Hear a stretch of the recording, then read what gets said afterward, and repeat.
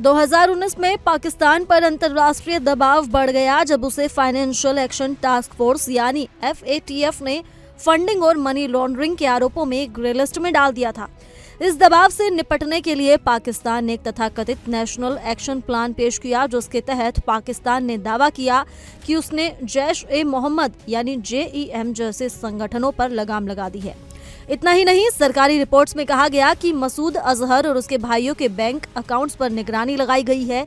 JEM का headquarter सरकारी नियंत्रण में है और तो और चंदा इकट्ठा करने के पारंपरिक तरीकों जैसे कि नगद दान, जानवरों की खाल से चंदा और अन्य गतिविधियों पर प्रतिबंध लगाया गया है। इस दिखावे के दम पर साल 2022 में FATF ने पाकिस्तान को ग्रे लिस्ट से बाहर कर दिया था। FATF की नजरों से बचने के लिए पाकिस्तान की खुफिया एजेंसी ISI और JEM ने मिलकर एक नया तंत्र तैयार किया। अब दहशतगर्दों को चंदा देने का पारंपरिक तरीका छोड़कर डिजिटल वॉलेट्स का इस्तेमाल किया जा रहा है, जिनमें इजी पैसा और सदा पे जैसे मोबाइल मनी प्लेटफॉर्म प्रमुख है। इन प्लेटफॉर्म्स के जरिए पैसा अब मसूद अजहर के परिवार और JEM के कमांडरों के निजी मोबाइल नंबरों से जुड़े वॉलेट्स में सीधा पहुंचता है। इससे बैंकिंग लेन देन की कोई जानकारी रिकॉर्ड में नहीं आती और पाकिस्तान सरकार FATF को दिखा सकती है कि JEM की फंडिंग बंद हो चुकी है, जबकि असल में धनराशि पहले से कहीं ज्यादा आसानी से पहुंचाई जा रही है। भारत ने 7 मई साल 2025 को ऑपरेशन सिंदूर के तहत JEM के खिलाफ बड़ी कार्रवाई की। इस ऑपरेशन में JEM का मुख्यालय मार्कज सुभान अल्लाह के साथ साथ उनके 4 अन्य प्रमुख प्रशिक्षण कैंप मार्कज बिलाल, मार्कज अब्बास, महमोना जोया और सरगाल कैंप को पूरी तरह से ध्वस्त कर दिया गया। इस हमले में JEM के कई शीर्ष आतंकी मारे गए, जिनमें मसूद अजहर के भतीजे, बहनोई और भाई रऊफ असगड़ का बेटा शामिल है। ये भारत की सीधी और सर्जिकल कार्रवाई थी, जिसने पाकिस्तान के दावों की पोल खोल दी। अब 313 नए दहशतगर्दी ठिकानों के निर्माण का अभियान जो है वो शुरू करने के लिए फिर से पैसा जुटाने की साजिश रची जा रही है। भारत के हमलों के बाद JEM ने नई रणनीति अपनाई है। देश भर में 313 नए मार्कज ठिकाने बनाने की योजना के साथ एक ऑनलाइन चंदा अभियान चलाया जा रहा है।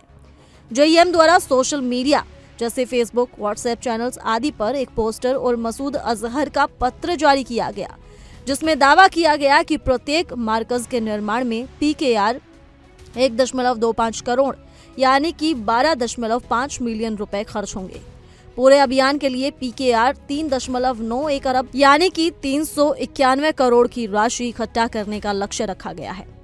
जांच में बड़ा खुलासा हुआ, चंदा डिजिटल वॉलेट्स में जमा हो रहा है। उनकी जांच में सामने आया है कि ये चंदा सीधा इजी पैसा और सदा पे वॉलेट्स में जमा हो रहा है। कुछ प्रमुख खातों की जानकारी भी सामने आई।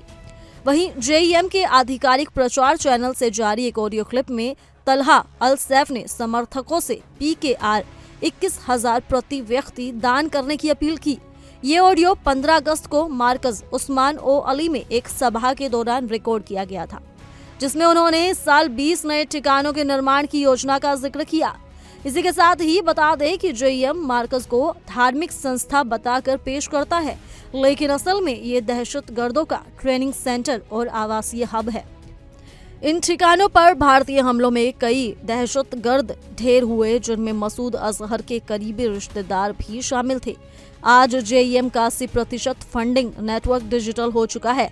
संगठन के पास 2000 से ज्यादा इजी पैसा और सदा पे वॉलेट्स हैं। ये न सिर्फ दहशतगर्दों को फंड देते हैं, बल्कि गजा राहत के नाम पर भी धन इकट्ठा कर रही हैं। JEM हर महीने 30 नए वॉलेट्स एक्टिवेट करता है ताकि ट्रेसिंग से बचवा जा सके। पुराने खातों से बड़ी राशि निकालकर छोटे छोटे खातों में बांटी जाती है और फिर कैश में बदल दी जाती है। वहीं हर शुक्रवार को मस्जिदों में JEM के सदस्य गजा या गरीबों के नाम पर नकद चंदा इकट्ठा करते हैं। वसीम चौहान उर्फ वसीम खान द्वारा नकदी गिनते हुए वीडियो भी सामने आया है।